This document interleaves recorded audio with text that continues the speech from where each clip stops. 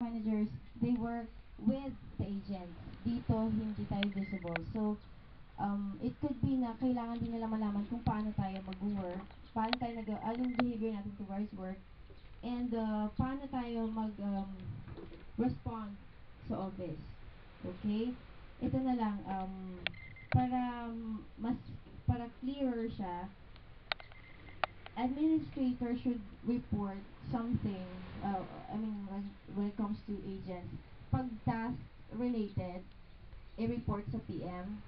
Kasi, we're not, administrators here in Davao, don't know clients. So, clients are also, clients require us to update them, even with your behavior towards work when it comes to tasks. Pag office issues naman siya, we try to resolve na tayo lang sa office. Pag hindi kaya